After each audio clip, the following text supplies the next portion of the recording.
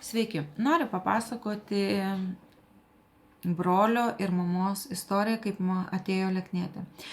Į Lieknėkime kartu projektą mamą prijungiau aš, kaip pradėjau pati keistis, kaip supratau, kaip veikia programa, supratau, kad reikia pagalbos ir mano mamytei. Mano mamytė per visą gyvenimą nesilaikė iš tikrųjų jokių dietų, nieko, tiesiog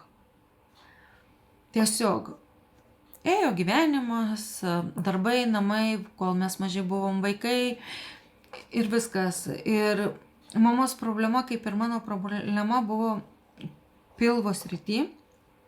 Ir galvoju, kaip prieiti prie mamos, kaip įtraukti mamą į Lieknėkime kartu programą, projektą, kad sumažinti pilvo apimtis. Nes mamos svoris gal nebuvo toks didelis tas antsvoris, bet pilvas tikrai buvo. Tai nusiunčiau vieną video, nusiunčiau antrą video ir sakau, kai išklausysi šitų video, jeigu tu norėsi, mes galėsim pasikalbėti. Ir mama perklausius keletą video iš YouTube kanalo. YouTube kanale tikrai rasite ne vieną video įrašą su Rita Milinavičienė apie Lieknėkime kartu programą. Tai pasikalbėjom su mama, mama pasakė taip, kad nori lieknėti. Taip mama atėjo į Lieknėkime kartu projektą taip pat. Labai džiaugiuosi iš tikrųjų, kad mama žengė tą žingsnį ir mama sako, pirmas kas buvo, kad nepilnai po mėnesio jinai pajuto, kad jinai gali naktį miegoti, kad nekyla rūgštis. Kaip ir anksčiausiuose video sakiau, kad kyla rūgštis ir taip, mama per rūgštingumą labai turėjo ir aukštai miegoti, kažkur galvą pasidėjusi. Tai suprato, kad užtenka vienos pagalvės ir gali visą naktį ramiai miegoti, rūgšties nėra. Tai reiškia, programos metu susitvarkome ir sveikatą, ne tik dailinam linijas, bet ir gerėja mūsų sveikata. Tai aš manau, čia yra vienas iš privalumų. Mama šventės išmoko švęsti, mamos pilvo apimtis sumažėjo 25 cm. Mama be galo džiaugiasi, kad išdrįso šitokį žingsnį padaryti pirmą kartą, lieknėti, keisti mitybos įpročius ir mąstyseną, nes būdama 61 turbūt, nes mama atėjo lieknėti į programą iš tikrųjų 23 metais, gruodžio mėnesį, gruodžio pradžioje, prieš pat Kalėdas iš tikrųjų. Tai šiai dienai, kaip ir sakiau, turėjau minus 25 cm nuo pilvo. Tai čia yra dideli pasiekimai iš tikrųjų, kaip tu gerini ne tik linijas, bet ir savo sveikatą. Mama labai džiaugiasi, valgo sočiai, suprato, kaip gali būti, kad viskas priklauso iš tikrųjų nuo tam tikro maisto. Ir mama dabar net per šias jau šventes suprato, kad saldumynai yra per saldu, neskanu ir jinai jų visiškai nenori. Aš dar vis kartais noriu jų, prisipažinsiu. Tai padariusi koliažą prieš ir po mamos, nusiunčiau broliui pasidžiaugti, kaip mūsų mama iš tikrųjų gražiai sulieknėjo ir kaip gali būti vau. Ir brolis man nieko nerašė. Tiesiog. Jis rašo mamai, o ką tu darei? Mama sako, ne manęs klausk, reikia pas sesę.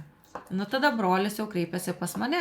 Sako, nuo ko pradėti ir kaip pradėti mesti svorį.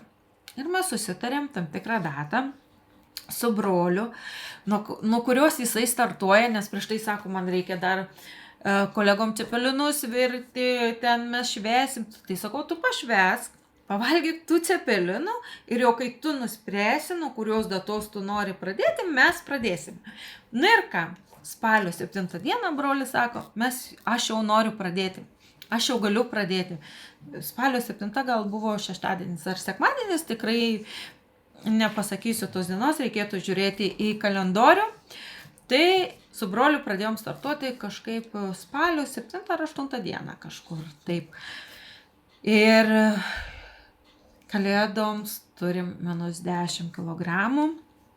Broliui pasakiau, jis grįžo šventėm iš Norvegijos, iš savo komandiruotės, į savo darbų, į namus į Lietuvą pas šeimą, švęsti švenčių ir pasakiau, ką turi daryti švenčių metu ir ką turi daryti kitą dieną. Ir brolis visų nurodymų laikėsi. Po švenčių jis važiuoja atgal į savo darbus. Į Norvegiją broliui sakau, pasisverk kitą savaitę, kad pažiūrėti, koks svoris. Tai brolis sako, aš šiandien pasisvėriu. Sako, 98. Sako, aš realiai nieko nepriaugau. Taip, priaugau. Žinot kiek? Tik 100 gramų. Prieš išvažiuodamas iš Norvegijos jis svėrė 97,9. Po švenčių, sausio 8 dieną, jis svėrė 98. Tai įrodo, kaip mus veikia mityba, maistas, susitarimas pačiam su savimi, kaip gali lieknėti ir moteris, ir vyrai. Jeigu jūs norit jaustis gerai, atrodyti gražiai, tai programa iš tikrųjų yra subalansuota tiek vyrams, tiek moterims. Tik sakau, kad vyrai lieknėja individualiai, moteris grupėse. Taip galima lieknėti ir moteriams individualiai, bet tai ir kaina būna didesnė, ir trukmė ilgesnė, bet kai esi grupėje, gal tau motyvacija didesnė, gal ir kažkiek konkurencija kažkokia yra tarp moterų, kas daugiau, kas greičiau, kaip atrodysim. Labai džiugu, kad į Lieknėkime kartu ateina lieknėti sesės. Yra grupėje 2 sesės vienoje, kurios lieknėja, viena kitą motyvuoja. Tai ir aš džiaugiuosi, kad aš galiu motyvuoti savo šeimą, mamą, brolį. Iš tikrųjų, buvau pasidalinus tokį trumpą video, reels formatu, savo mamos ir brolio rezultatais. Su broliu kalbėsiu savaitgaliu, iš tikrųjų, nusistatysim, kiek jis dar nori lieknėti, kiek jis nori dar dailinti savo linijas ir ką darysime toliau, kokie bus kiti veiksmai. Iš tikrųjų, brolis džiaugiasi, kad per šventes ir pavalgė, sakė, ir skaniai pavalgė, bet nebuvo persivalgymo jausmo. Aš per šias kalėdas tai tikrai persivalgiau. Buvo labai skanu. Laukiu iš tikrųjų ne kiek kalėdų aš, kiek kūčių. Nes per kūčias aš gaunu kūčiukų ir aguonų pieno. Daugiau galėtų nieko nebūti. Tai va, tai 1 kartą metuose. Viskas galima. Iš tikrųjų, nereikia atsisakyti švenčių ir kažkokių patiekalų ir kažką keisti.